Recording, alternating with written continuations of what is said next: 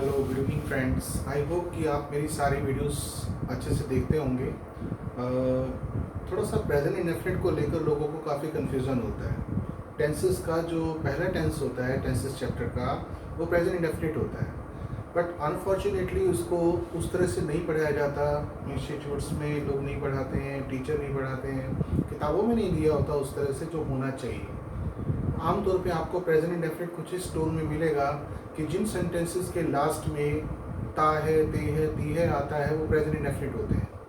But एक question बनता है कि अगर मैं बोलूँ राम श्याम का पोता है या सुधा मोना की पोती है, तो क्या ही ता है, ते है, ती है इसमें आ गया तो क्या ये प्रेजेंट इंडेफिनिट बन जाएगा?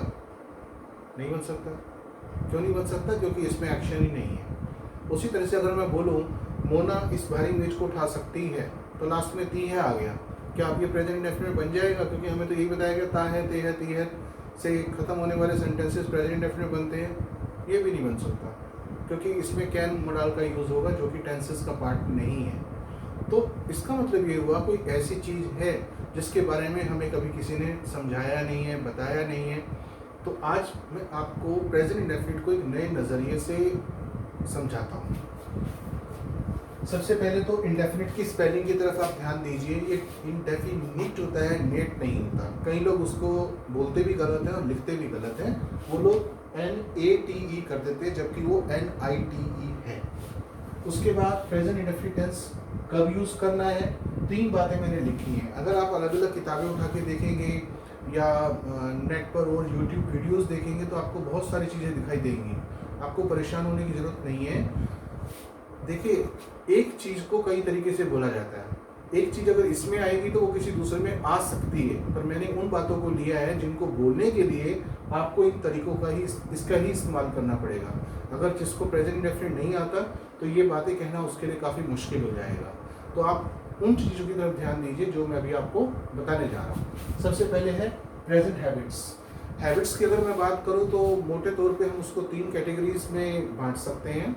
कुछ आदतें ऐसी हैं कि जो पहले थी और अब नहीं है। जैसे कोई बोलता है कि मैं पहले खूब सिगरेट पिया करता था, ये प्रेजेंट हैबिट नहीं है, ये पास्ट हैबिट्स में चला गया। तो उसके लिए मॉडल्स का चैप्टर में एक यूज टू नाम की चीज़ आएगी, वो मैं आपको करवाऊंगा। उसका भी कोई लेना देना नहीं है, मैं टाइप्स ऑफ हैबिट्स बता रहा हूँ। दूसरी आदत वो है जो पहले भी थी और आज भी और लगातार चली आ रही है। जैसे कोई बोले मैं पिछले 10 साल से हर सोमवार शिव मंदिर जा रहा हूँ, मैं पिछले 5 सालों से हर साल गर्मी की छुट्टियों में वैष्णो देवी जा रहा हूँ, तो ये वाली भी नहीं। तीसरी जो है वो प्रेजेंट हैबिट जो मैंने यहाँ पर लिखी है, इसका मतलब ये है वो आदत जो वर्तमान में है। उसको सुनकर ये ना पता चले कि क्या पहले भी ऐसा करते थे या कब से ऐसा करते चले आ रहे हैं, वो सब कुछ नहीं। प्रेजेंट में वो हैबिट है, उसकी इंग्लिश अगर बनेगी तो प्रेजेंट इंडेफिनिट टेंस के अंदर ही बनेगी। दूसरे नंबर पर मैंने लिखा यूनिवर्सल ट्रूथ्स। ट्रूथ्स जो हैं आमतौर पे 2 तरह के होते हैं। एक होता है लोकल ट्रूथ, सच्चा झूठा वो एक अलग चीज़ है, पर मैं बात कर रहा हूँ एक लोकल ट्रूथ, एक यूनिवर्सल ट्रूथ। लोकल ट्रूथ का मतलब ये है कि जो मेरे जान पहचान वाले आसपास के लोग जानते हैं। अगर मैं बोलूँ कि मैं शादीशुदा हूँ तो यहाँ के लोग मुझे जानते हैं कि ये शादीशुदा है, या जो मेरे परिवार के बारे में मेरे बारे में जानते हैं, पड़ोस पड़ोस के लोग जानते हैं, रिश्तेदार जानते हैं। पर कुछ चीज़ें ऐसी होती हैं जो यूनिवर्सली रिकग्नाइज्ड होती हैं, जिसको हम हिंदी में बोलते हैं सार्वभौमिक सत्य। पूरी दुनिया में कहीं चले जाएं वो बातें सच मानी जाए। जैसे मैं बोलता हूँ सत्य की विजय होती है, ये एक ऐसी चीज़ है जो पूरी दुनिया में मानी जाएगी। फिर मैं बोलता हूँ पृथ्वी सूर्य के चारों ओर घूमती है, सूर्य पूर्व दिशा से निकलता है, पश्चिम में छिपता है, इसको कोई झुठला नहीं सकता। पर जो मैंने वो पहले वाला बोला था लोकल ट्रूथ, मैं बोलूँ मैं शादीशुदा हूँ और ये बात मैं ऑस्ट्रेलिया में जाकर बोलूँ, बोला so what, we don't know, हमें क्या पता, हमें क्या लेना देना। पर जो यूनिवर्सल ट्रूथ होते हैं वो सब जगह सही माने जाते हैं, सही होते ही हैं, जिसको हम परमानेंट ट्रूथ के नाम से भी जानते हैं। उसकी इंग्लिश अगर बनेगी इसी टेंस में बनेगी। तीसरे नंबर पर मैंने लिखा ऑर्डर्स एंड इंस्ट्रक्शंस। हमारी ज़िंदगी में हम बहुत बार लोगों को आदेश और निर्देश देते हैं, ऑर्डर भी देते हैं, इंस्ट्रक्शंस भी देते हैं। उसकी अगर इंग्लिश बनेगी तो प्रेजेंट इंडेफिनिट में ही बनेगी। जैसे मैं बोलता हूँ मुझे थोड़ा पानी दे दोगे, मुझे थोड़ा पानी दे दीजिए, कहने के तरीके अलग अलग हो सकते हैं। अब अगर वो रिक्वेस्ट वाली टोन में है तो प्लीज़ लगा देते हैं, और नहीं है मान लीजिए मैं कहीं पर मैनेजर हूँ, तो मैं प्यून को बोलता हूँ कि मुझे बजट की फाइल ला के दो, उसमें मुझे प्लीज़ लगा दो, तो अच्छी बात है, नहीं लगाऊँ तब भी चलेगा। पर कई बार कुछ चीज़ें हम फ्रेंडली वे में एक दूसरे को बोलते हैं तो इंस्ट्रक्शंस में चले जाते हैं। तो ऑर्डर इंस्ट्रक्शन को स्पेसिफाई करना एक अलग चैप्टर का नाम है, पर दोनों चीज़ें जो हैं वो इसी में बनेगी। इंग्लिश बनेगी तो इसी फॉर्मूले से बनेगी। अब ये 3 बातों में हम इसको यूज़ करते हैं प्रेजेंट इंडेफिनिट टेंस को, पर इसके लिए जो 2 रूल मैंने यहाँ लिखे हैं उनको अच्छी तरह से समझना बहुत ज़रूरी है। इसको मैं डिस्कस करूँगा, पहले एक बार फिर एक टॉपिक की तरफ आपका ध्यान ले जाना चाहता हूँ, वो है सिंगुलर एंड प्लूरल का चैप्टर। जब हम बहुत छोटे होते हैं ये चैप्टर हमें समझाया जाता है। कैसे समझाया जाता है? Boy boys, girl girls, pen pens, book books. यानी कि कोई भी नाउन है, कोई भी चीज़ है जो ऑब्जेक्ट है या इंसान भी हो सकता है, जैसे brothers brother brothers, sister sisters, ऐसे कर। तो जो चीज़ सिंगुलर है उसको अगर प्लूरल बनाना हो तो जनरली हम उसमें एस और एस लगा देते हैं। वो बात अलग है कि कई बार MAN का MEN हो जाता है, अलग अलग चीज़ों में अलग अलग तरह से, पर जनरली हम एस और एस का इस्तेमाल जो हमें बचपन में सिखाया जाता है वो इसी चीज़ को लेकर सिखाया जाता है कि सिंगुलर है तो पेन लिखो, प्लूरल है तो पेन्स कर दो। एक डिश है तो डिश लिखो, ज़्यादा है तो डिशेस कर दो, ES लगा दो। आज मैं इस प्रेजेंट इंडेफिनिट टेंस में अगर आपको एस और एस को अलग से समझा रहा हूँ तो इस बात का उस चीज़ से कोई लेना देना नहीं है। वो नाउन के लिए था, यहाँ आज हम वर्ब के साथ लगा रहे हैं। तो वर्ब के साथ अगर SES लगाना मैं बता रहा हूँ तो इसका कंसेप्ट उस चीज़ से बिल्कुल अलग है। इसको आप अलग तरीके से जैसे मैं समझाऊंगा वैसे समझिए। जैसे यदि सब्जेक्ट, मेरे एक चैप्टर के अंदर जिसमें मैंने बेसिक स्ट्रक्चर समझाए थे, मैंने बताया था सब्जेक्ट क्या होता है, वर्ब क्या होता है, ऑब्जेक्ट क्या होता है। अब तक मैं 28 वीडियोस बना चुका हूं, और अगर आप मेरे लेक्चर्स को सही तरह से समझना चाहते हैं तो प्लीज़ मेरे सारे वीडियोस को स्टेप बाय स्टेप आप देखिए, जिससे आपको सही समझ में आएगा। तो मेरे किसी अलग वीडियो में मैं आपको बताऊंगा कि अब तक मैंने जितने वीडियोस बनाए हैं उनको स्टेप बाय स्टेप कैसे देखना चाहिए। जब उनको स्टेप बाय स्टेप देखेंगे तो मेरे बेसिक चैप्टर्स आपको क्लियर होते जाएंगे। तो सबसे पहले हम सब्जेक्ट की बात करते हैं। सब्जेक्ट का मतलब क्या होता है? कर्ता। कर्ता का मतलब होता है डूअर ऑफ द एक्शन। किसी वाक्य में जो काम कर रहा है, अगर मैं बोलूँ राधा खाना खा रही है तो खाना कौन खा रही है? राधा। राधा सब्जेक्ट हो गया। पापा अखबार पढ़ रहे हैं, पापा काम कर रहे हैं, पापा सब्जेक्ट हो गए। तो डू मैंने करना, डूअर मैंने करने वाला, यानी कि कर्ता। किसी वाक्य में जो काम करता है उसको सब्जेक्ट बोलते हैं। अगर वो सब्जेक्ट आपका ही कब लगाते हैं? एक मेल के लिए, छोटा लड़का हो या बड़े आदमी हो, एक मेल के लिए हमें ही लगाना है, एक फीमेल के लिए शी लगाना है। इट जो है अलग अलग तरह से यूज होता है। इट प्रेपोजिशन का चैप्टर है, जो कि प्रेपोजिशन के चैप्टर में आपको करवाऊंगा, मैं आपको पूरी ग्रामर करवाऊंगा, तो आप ध्यान से सुनिएगा। इट नॉन लिविंग के लिए भी यूज करते हैं, न्यूली बॉर्न के लिए भी यूज करते हैं, मौसम के लिए भी यूज करते हैं, और टाइम के लिए भी यूज करते हैं। तो किसी सेंटेंस में ही शी इट आ जाए या सिंगल नाउन आ जाए, नाउन का मतलब नाम, मोहन, मोना, मम्मी, ऐसे कोई एक नाम आ जाए तो उसके लिए क्या फॉर्मूला है? ये वाला। सबसे पहले सब्जेक्ट लगाइए, फिर वर्ब की फर्स्ट फॉर्म लगाइए, फिर उसके साथ एस और एस लगाइए। ये जो एस और एस लगाने के लिए किताबों में आपको बहुत अलग अलग मिलेगा। लास्ट में ई आ जाए, ओ आ जाए, ये आ जाए तो ये लगा। आपको इसके लिए परेशान होने की जरूरत नहीं है। आप सीधा सीधा समझिए कि अगर ये वाले सब्जेक्ट आ रहे हैं तभी हमें फर्स्ट फॉर्म के साथ एस एस लगाना है। तो मैं आपसे पूछता हूँ, अगर कहीं पर गो है फर्स्ट फॉर्म, इनमें से कोई सब्जेक्ट आ गया तो हमें गो लगाना है। अब गो के साथ गोस, ये वाला ठीक है या ये वाला ठीक है? अब अपने आप कहेंगे ये तो कभी सुना ही नहीं है, ये वाला होता है। तो आपको मैं सलाह दूंगा कि एस कब लगाना है, एस कब लगाना है। उसके लिए जो किताबों में रूल्स दिए होते हैं उसके लिए आप परेशान ना हो, क्योंकि उसमें बहुत सारे रूल्स लिख के लास्ट में दिया होता है, एक्सेप्शंस, ये होगा तो नहीं करना, ये वो लंबी लिस्ट है। तो आप उसको उस तरह से मत समझिए, आप इसको इस तरह से समझिए कि सुटेबिलिटी। अगर मैं कहीं पर लिखता हूँ, जैसे राधा राइट से लेटर, राधा एक पत्र लिखती है तो राइट फर्स्ट फॉर्म हो गई। अब इसके साथ एस और एस डिसाइड करना है कौन सा लगाना है, तो आप दोनों लिख के देख लो एक बार। एक तो ये वाला हो गया, मैंने सिर्फ एस लगाया, और एक है मैंने डबल ई एस लगा दिया, यानी कि ई तक तो था ही, ई एस और लगा दिया। अब आप बताइए, राइट से आप देखते हैं तो आपको ये वाला ज़्यादा सही लगता है या ये वाला? तो ये वाला, ऑब्वियसली ये वाला है। ये गलत है। तो इसका मतलब इसको आप सुटेबिलिटी के हिसाब से देख के समझ लीजिए। उसके लिए थोड़ा सा हमें रीडिंग ठीक करनी है अपनी। और जब आप इन चीज़ों को सीख रहे हैं तो मैं फिर सलाह दूंगा कि नाइन्थ की 10th की इंग्लिश की बुक्स जो आज स्कूलों में पढ़ाई जाती है एनसीईआरटी की, वो बहुत अच्छा है।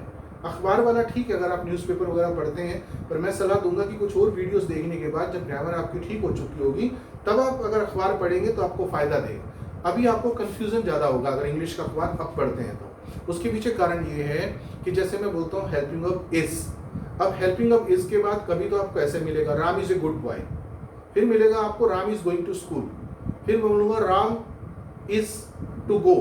तो आपने देखा इज़ के बाद कोई वर्ब नहीं, फिर इसके बाद फर्स्ट फॉर्म आईएनजी, फिर इसके बाद टू आ गया, और मैं चौथा ये भी यूज़ कर सकता हूँ राम इज बीइंग गिवन। अब बोलेंगे बीइंग कहाँ से आ गया, तो इसका मतलब ये हुआ हेल्पिंग अप तो इज था पर उसके साथ साथ चेंजेस आते गए। ये चेंजेस कब आ जाते हैं, आपको कंफ्यूजन ज़्यादा होगा जब आप इंग्लिश न्यूज़पेपर पढ़ेंगे। तो मैं आपको सलाह दे रहा हूँ कि आप 9th और 10th की जो बुक्स हैं इंग्लिश की एनसीईआरटी की, उनको स्टेप बाय स्टेप पढ़ना शुरू करेंगे तो आपको, क्योंकि वो लोअर लेवल की बुक्स होती हैं, तो ये रूल्स के साथ वो मैच करके जब आपकी नॉलेज एक सस्टेनेबल लेवल तक आ जाएगी then you go for higher level. हाँ, मैं न्यूज़पेपर पढ़ने के लिए मना नहीं कर रहा हूँ, पर मैं सलाह दे रहा हूँ कि एडवाइस दे रहा हूँ कि आपके लिए ज़्यादा ठीक वो रहेगा।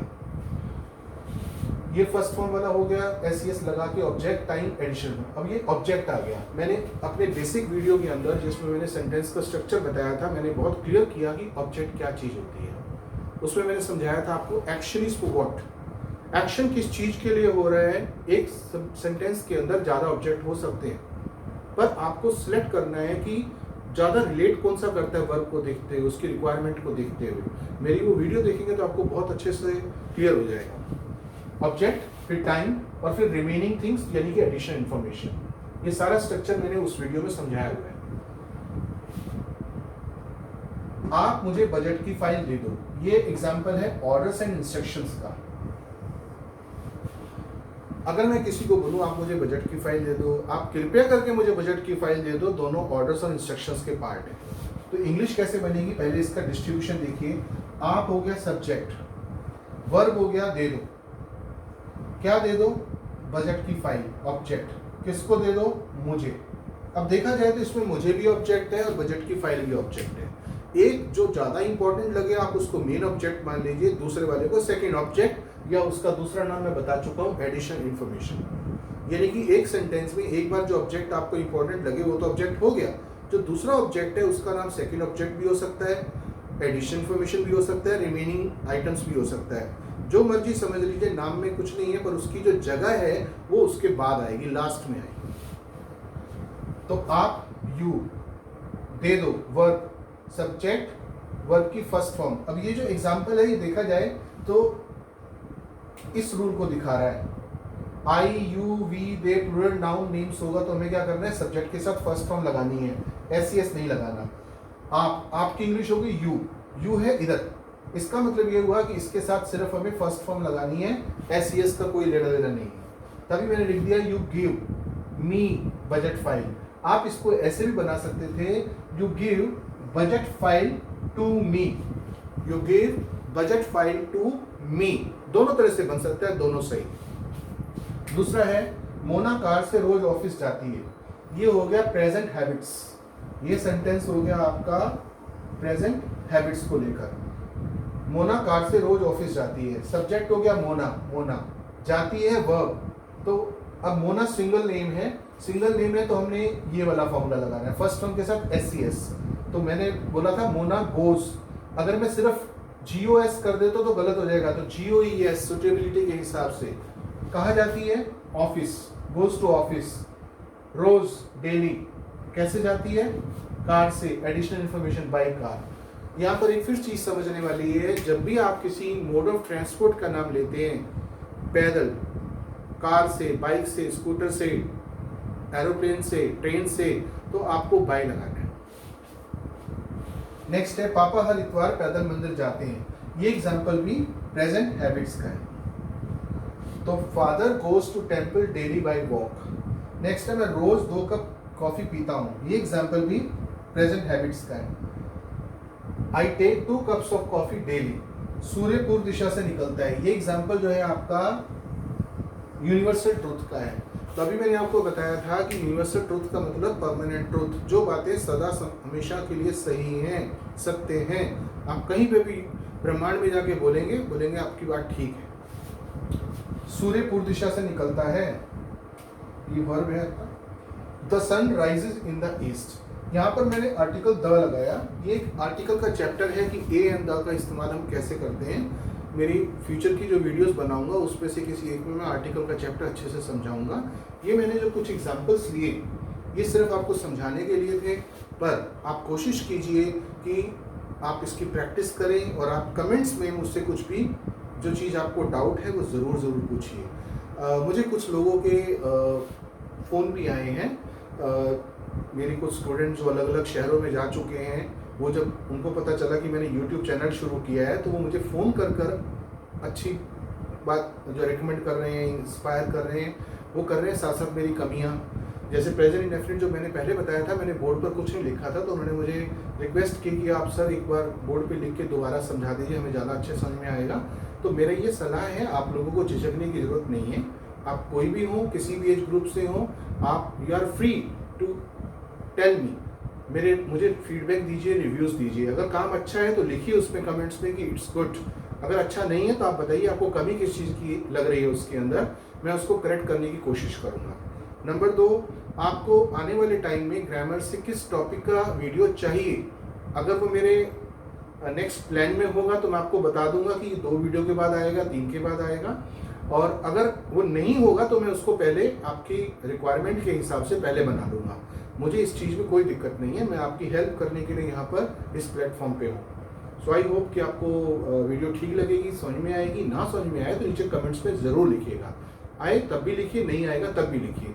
और अपने रिश्तेदारों को इस लॉकडाउन में, अपने रिश्तेदारों को, जान पहचान वालों को हेल्प कीजिए इस वीडियो का लिंक देकर, जिससे कि उनका भी भला हो। मेरी अगली वीडियो जो होगी क्वेश्चन मेकिंग के ऊपर होगी।